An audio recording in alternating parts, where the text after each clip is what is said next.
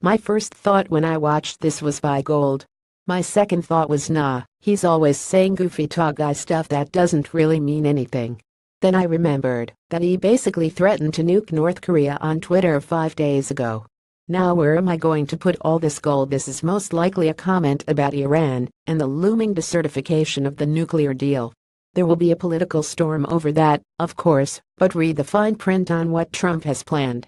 He's not tearing the deal up, exactly. He's preparing to declare that it's not in America's national security interests. Once he does that, it's on Congress to decide how to react. In a way, it's a punt.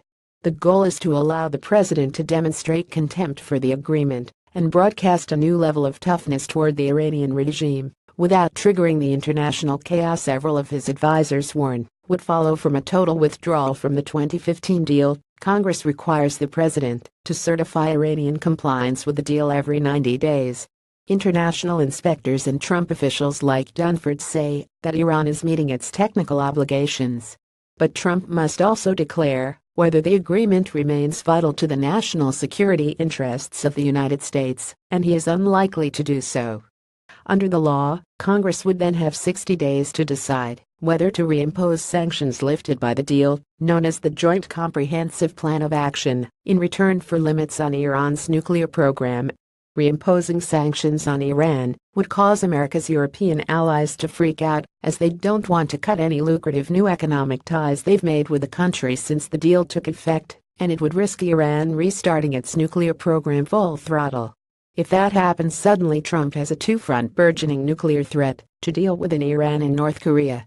How does he keep his campaign promise to tear up the deal while not technically tearing up the deal? The answer comes in 2 steps. First, he'll decertify it, and then, instead of recommending full reinstatement of sanctions that were lifted under the nuclear deal, he'll endorse some narrower measures.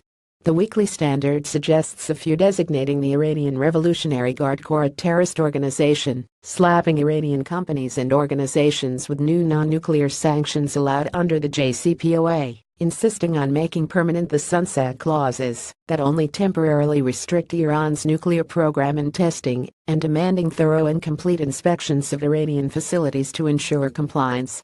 The odds of Iran agreeing to permanently end their program are about the same as North Korea agreeing to give up its weapons, I'd guess, but naming the IRGC a terrorist organization and imposing targeted sanctions on other groups might be enough to placate Republican hawks in Congress.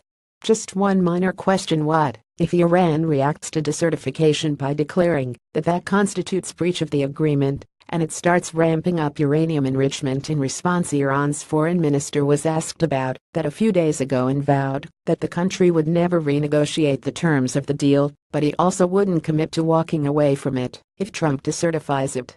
He said the regime will wait to see what Congress and the European countries do. If Europe sticks with it for its own financial reasons, Iran might too. Instead of tearing up the deal, Iran might strike back at the U.S. with targeted measures of its own, like increasing military ties to North Korea. Maybe that's the storm Trump has in mind here.